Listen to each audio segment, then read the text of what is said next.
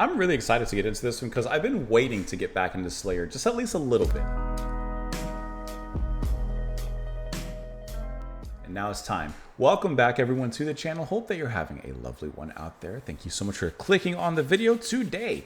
Time to dive into a little bit of Slayer. We've listened to the full album, Rain and Blood, and I'd like to listen to at least the title track of Seasons in the Abyss, the 1990 album, their fifth studio album.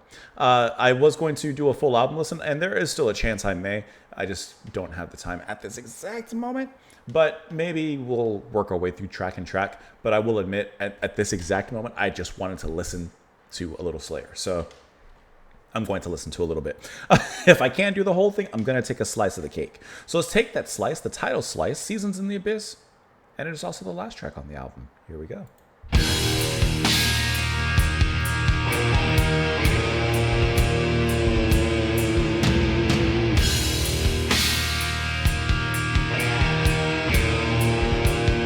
That's what I'm here for.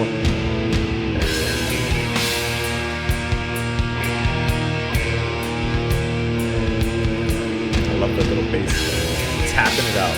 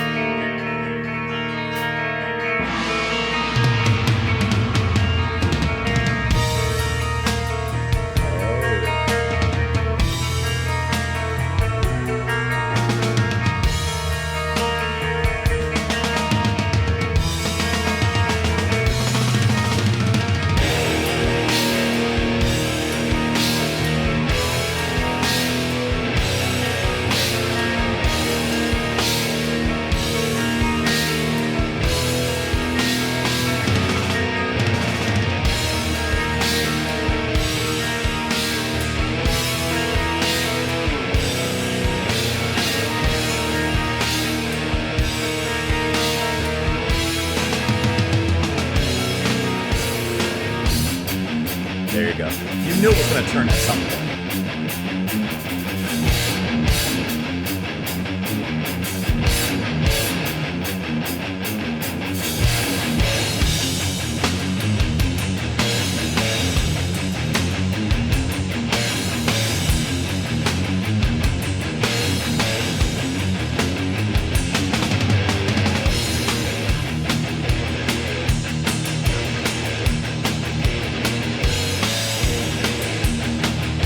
Kind of a light riff.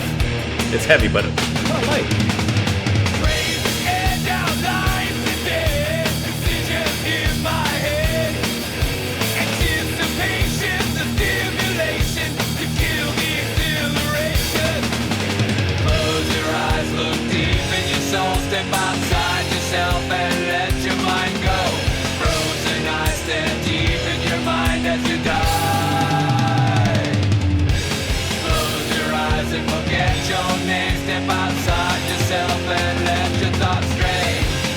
Great feeling there, huh?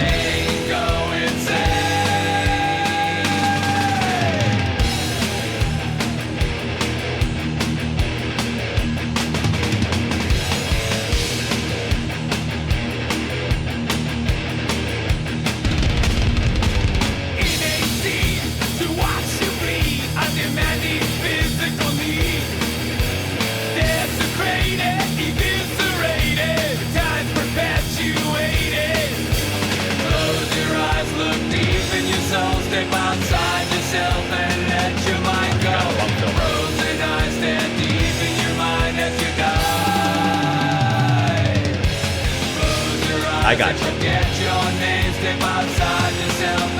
Started early.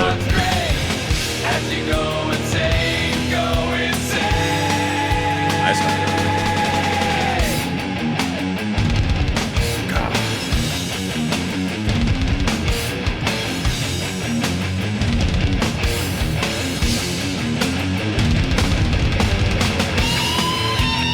This song has everything, huh?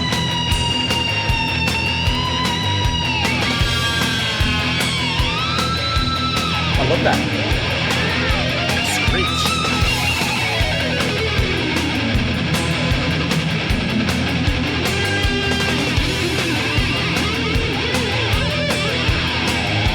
Pulling that out.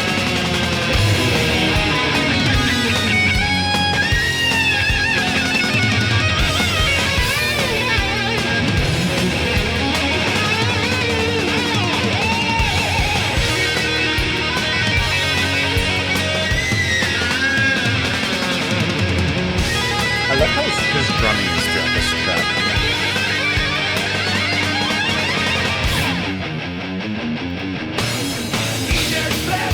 A bloody tomb, a decoration splattered right in the room. An execution, a sadist ritual, that intervals of mind residual.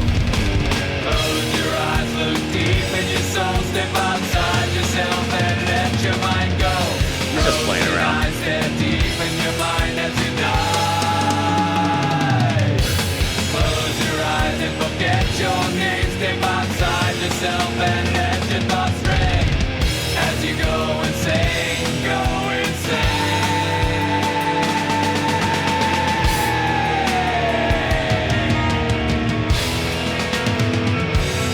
This track has great movement.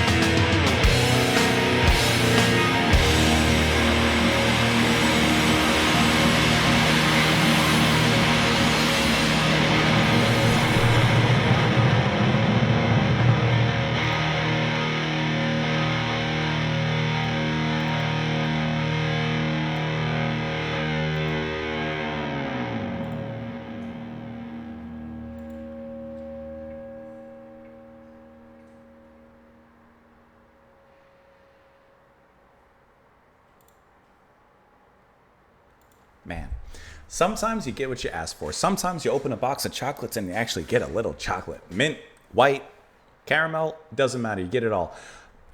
Wonderful track. You could definitely see why this would be the ending of the album as well, because it definitely has that epic feel to it, which the band gives you everything in this track. They give you the soft opening, setting you up with this mysterious guitar that kind of lays everything out with this mystic melodic sound that kind of hooks you in really nicely. And little by little, they edge you, and bring in new elements. They start to bring in the heavier elements, but not so quickly. Like they gently nudge it in.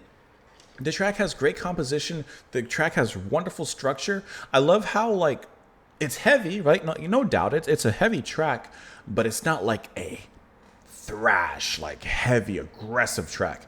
This one slows things down just a little bit, keeps the tone, keeps the bite, clawing our way in and out, but it just gives us a little bit more of a melodic hook throughout. And I thought that was a sensational choice.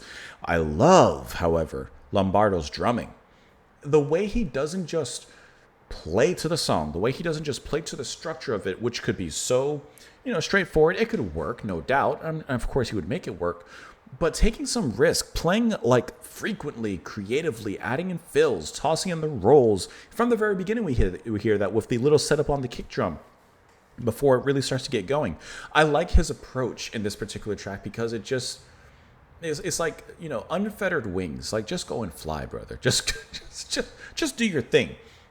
Singing, I thought, was great as well. Tom Araya, who's also handling bass. Like I said, it adds a little bit more of a melody to this. This isn't so guttural and growly. That's cool. That has its place. But I do like how, he takes a little bit more of a, I would say, a melodic kind of stance here with his delivery. The dual guitars from Kerry King and Jeff Hanneman are also fantastic. Once again, like I said, bringing a melodic side to the aggressive side and nature of the track.